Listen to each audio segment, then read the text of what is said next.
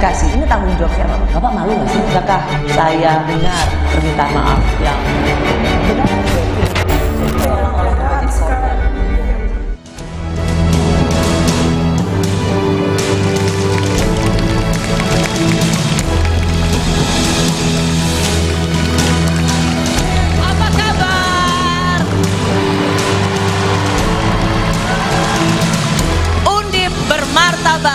Undip bermanfaat, Undip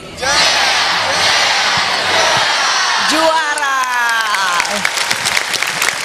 Terima kasih Undip, teman-teman mahasiswa dari Rektorat, para dekan, terima kasih. Ini kali kedua Rosi ada di sini menjadi bagian dari perjalanan teman-teman mahasiswa, dan kali ini temanya adalah inovasi tanpa henti. Saya percaya bahwa di kampus adalah tempat di mana kita harus selalu berinovasi, memiliki kreativitas. Di kampus ini adalah calon-calon pemimpin dan calon-calon yang selalu memberikan inovasi bagi berkembangnya dan tumbuhnya bangsa Indonesia. Dan hari ini saya bangga banget karena yang akan menjadi narasumber kita semuanya memiliki perjalanan hidup yang sangat menginspirasi, dan semoga kita bisa belajar dari mereka. Inilah narasumber yang pertama, saya panggilkan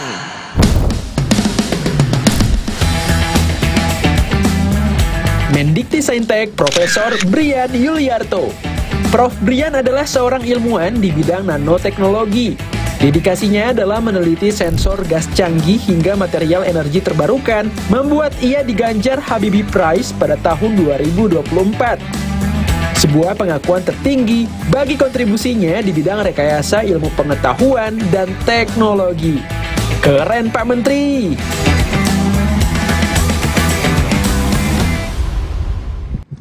Profesor Brian Yuliarto. Terima kasih Prof. Prof, sapa teman-teman mahasiswa dong. Bapak Ibu mahasiswa sekalian, terima kasih sudah saya diundang oleh Mbak Rosi, kemudian juga ketemu dengan adik-adik mahasiswa yang muka dan matanya berbinar-binar. Saya yakin pasti kalian semangat semua hadir di ruangan ini untuk menimba ilmu yang sebanyak-banyaknya. Terima kasih. Silakan Prof.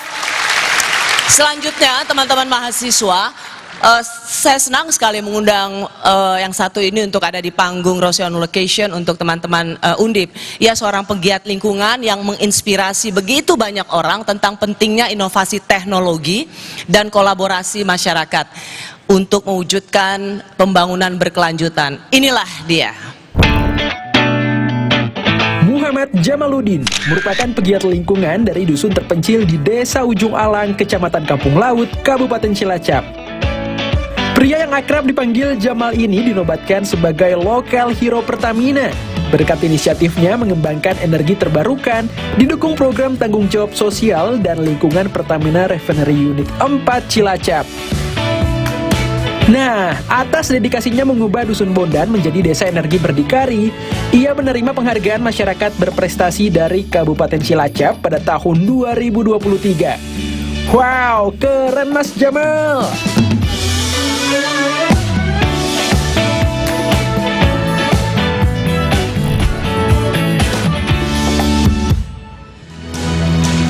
Kita panggilkan Muhammad Jamaluddin. Yeay! Teman-teman pasti seneng deh dengar ceritanya. Siap, selamat siang. Coba sapa teman-teman Undip. Assalamualaikum warahmatullahi wabarakatuh. Selamat siang, salam sejahtera untuk semuanya. Perkenalkan, nama saya Muhammad Jamaluddin dari Cilacap, Jawa Tengah, Kabupaten paling selatan barat gitu ya. Siapa yang dari Cilacap? Terima kasih. Yeay. Ada temannya saya ya. Ada temannya. Makasih Mas Jamal. Dan berikutnya, seorang arsitek pariwisata berkelanjutan di kaki Gunung Merapi, seorang perempuan keren banget. Ini dia. Cipta Ningtyas, yang akrab disapa Bu Ning, adalah figur sentral yang mengubah desa Penting Sari di lereng Gunung Merapi, Yogyakarta menjadi destinasi wisata. Salah satu penerima manfaat utama program Bakti BCA. Bu Ning bukan sekadar mengelola, tapi juga penggerak utama, di mana masyarakat lokal menjadi aktor utama dan mendapatkan manfaat langsung dari pariwisata. Nah, atas kerja kerasnya Bu Ning, ia berhasil dianugerahi ASEAN Tourism Award 2025. Jos gandos Bu Ning!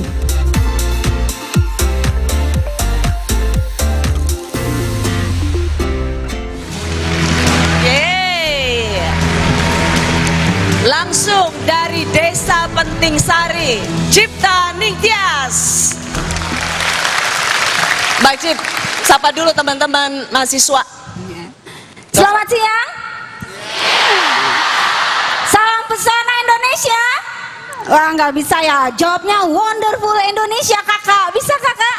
Ya. Salam pesona Indonesia. Wonderful Indonesia. Terima kasih, terima kasih. Thank you Mbak Cipta. Dan yang satu ini, seorang yang berawal dari komika, kemudian dia penulis lagu, penyanyi, lagunya di Spotify sudah didengar lebih dari 500 juta.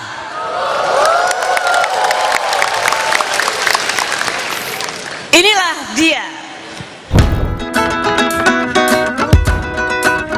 Pria ini jago melawak dan memiliki suara emas. Siapa lagi kalau bukan Raim Laude? Namanya semakin melambung berkat lagu ciptaannya yang viral berjudul Komang, sebuah persembahan untuk sang istri. Raim berhasil memenangkan penghargaan Emmy Awards untuk kategori pencipta lagu pop terbaik pada tahun 2023.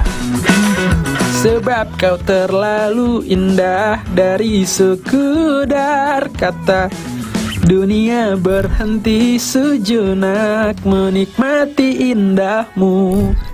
Lagunya luar biasa kakak Raim, 5 jempol.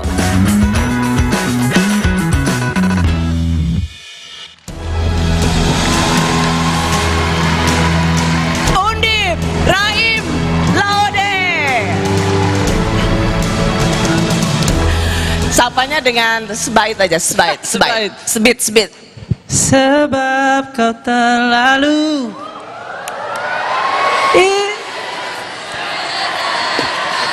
ya, segitu aja dulu kali. Segitu dulu ya. Raim Laude. Dan berikutnya, kalau tepuk tangannya nggak keras, Anda terancam DO.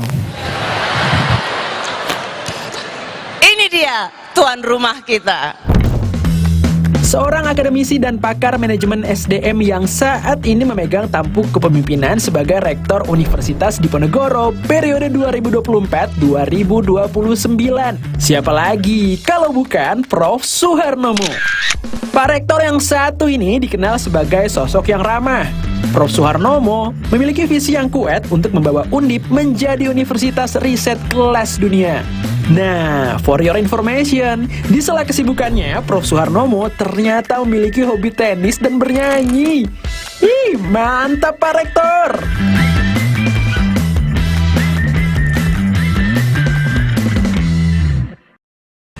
Inilah Profesor Soeharnomo. Tadi janjinya masuknya nggak gitu? Tadi janjinya Masuknya gimana? salam dari TMC.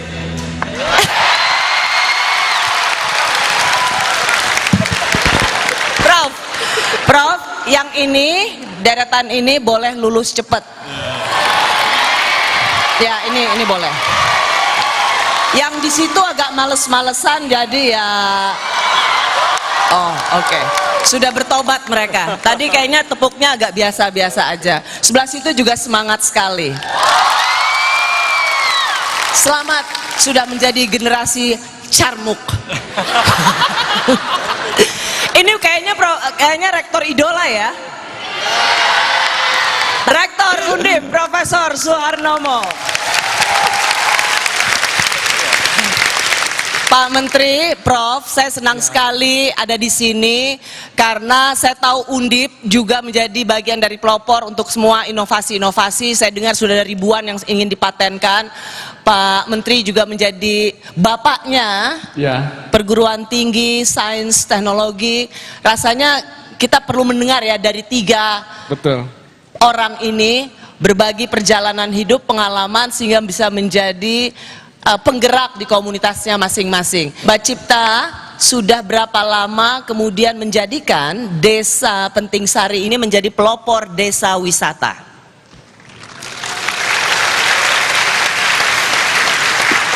Mbak Cipta kasih dengar dulu ke teman-teman mahasiswa apa yang Mbak Cipta lakukan. Kakak-kakak semua, Desa Wisata Penting Sari berada di lereng Gunung Merapi. Tadi Mbak Rosi sudah bilang, kami ini sudah menjadi desa wisata sejak 2008. 17 tahun berproses sehingga bisa mencapai desa wisata yang dikenal di mancanegara sekarang ini. Dulunya kayak apa Desa Penting Sari? Awalnya yang pasti desa di mana biasanya orang kampung ya mungkin saat itu berbicara punya keterbatasan akses, punya keterbatasan sumber daya manusia. Saat itu kami hanya punya mimpi kakak-kakak, gimana caranya desa yang punya keterbatasan dalam hal apapun bisa bangkit menjadi desa yang bisa mensejahterakan masyarakatnya. Seperti itu Kak Rosi. Itu dulu desanya desa petani ya, prasejahtera. Betul, sebagian besar dari mata pencaharian Desa Wisata Penting Sari awalnya adalah petani, Mbak Rosi, seperti itu. Dan pelan-pelan bertransformasi menjadi pelaku wisata yang sekarang kunjungan kami rata-rata di setiap tahunnya di 30.000 wisatawan, seperti itu. Wow. Kenapa Mbak Cipta ingin mengubah wajah desa itu menjadi desa pariwisata? Saat itu yang pasti seperti saya bilang dengan keterbatasan yang memang ada di kampung. Kalau kami dulu nyebut desa itu kampung ya, kami ini adalah orang kampung atau orang desa di mana sekolah aja susah saat itu Mbak Rosi. Kebanyakan tingkat pendidikan di desa kami atau di kampung kami paling tinggi adalah SMP. Dari situ melihat keterbatasan yang saya bilang, keterbatasan sumber daya manusia, keterbatasan infrastruktur dan akses yang ada di desa kami, kok rasanya kok sedih banget gitu loh. Ibaratnya kenapa kita nggak bisa bangkit dari keterpurukan, apalagi saat itu kan Merapi ada 13 km dari desa kami. Wisatawan itu kebanyakan datangnya ke Merapi Mbak Rosi. Kenapa kita tidak bisa mengalihkan sedikit saja wisatawan yang datang ke Merapi mampir ke kampung kami? Dulu harapannya datang semua seperti itu, mengalihkan sedikit saja, dan ternyata sekarang malah Penting Sari malah dijadikan destinasi utama dan Merapi menjadi salah satu sebagian saja dari ketika kunjungan ke Jogja, seperti itu Mbak Rosi. Berapa tahun Mbak Cipta ngurusin ini supaya jadi desa wisata? Berproses dari 2008 sampai sekarang 2025, 17 tahun kami berproses menjadikan desa wisata biar masyarakatnya itu sejahtera lahir dan batin kakak semua, seperti itu. Jadi Mbak Cipta tuh ingin menunjukkan siapa bilang orang kampung nggak bisa, siapa bilang orang desa tuh nggak bisa. Justru dari Mbak Cipta dan teman-teman yang ada di pedalaman dan di dusun terpencil, kita bisa melihat satu perjuangan yang sesungguhnya. Raim, tadi saya bilang di Spotify lagu Komang itu sudah didengar 500 juta. Ada yang mau dikoreksi? 600 juta by the way. 600. Harus ya pakai by the way.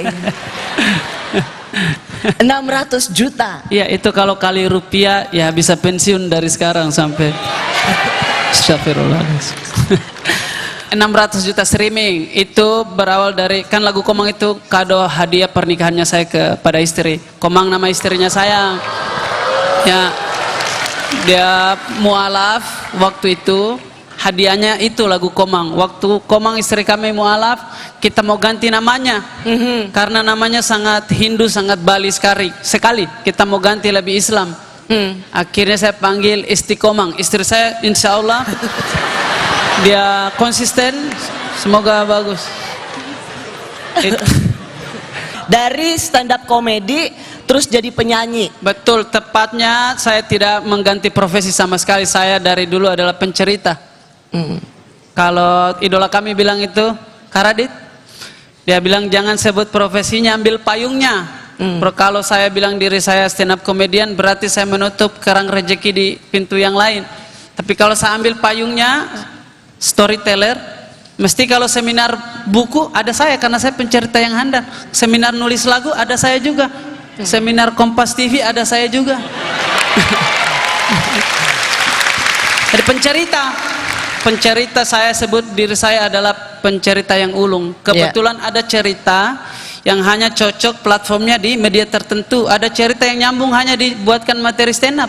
Ada cerita yang nyambung hanya dibuatkan konten TikTok 1 menit. Ada cerita cinta suci ini terlalu cemen kalau 3 menit saja jadi lagu di Spotify. Saya mau ceritakan kisah hidupku lewat film. Pencerita kebetulan platformnya saya pilih. Kebetulan kanvasnya ada beberapa tinta yang harus kita sesuaikan. Sama storyteller itu dia. You are a storyteller. Ya. Dan bangsa ini hanya bisa merdeka oleh pencerita. Wow. Oleh pencerita bangsa ini. Gimana mendefinisikannya? Dan dilema hidup di bangsa ini sekarang ini adalah ketika kita pintar bercerita disebut kau omong-omong doang, padahal kau pale omong-omong sebar kau. Padahal negara ini merdeka hanya karena si pencerita. Pencerita bahan bakarnya adalah buku. Kalau kau buka sejarah bangsa ini, semua pemimpin kita punya keterikatan yang sangat romantis dengan buku. Bung Hatta penjarakan aku yang penting dengan buku. Tan Malaka ikat pinggangnya harus dikasih kencang karena lapar dia, supaya dia bisa beli buku. Kamu cerita dong, kan berawal dari stand up comedy karena pada dasarnya kamu lucu ya. Penggelisah tepatnya. Penggelisah betul. Iya. Dan sumber karya seni itu sumber dari produk itu mesti dari keresahan. Betul. Semua karya seni yang kau pakai sekarang, semua inovasi, semua kreativitas yang kau pakai sekarang bersumber dari satu kata namanya keresahan. Dari keresahan, ada orang resah terhadap gelap, bikin lampu. Ada orang resah terhadap jarak, bikin handphone. Ada orang dari Sulawesi resah terhadap pesawat ini rajin jatuh, bikin teori namanya Pak Habibie. Jadi keresahan yang kamu rasa, yang kita rasa sekarang ini cikal bakal dari berhasilmu, cikal bakal dari semua karya seni. Keterbatasan, permasalahan itu justru menjadi sumber kemajuan.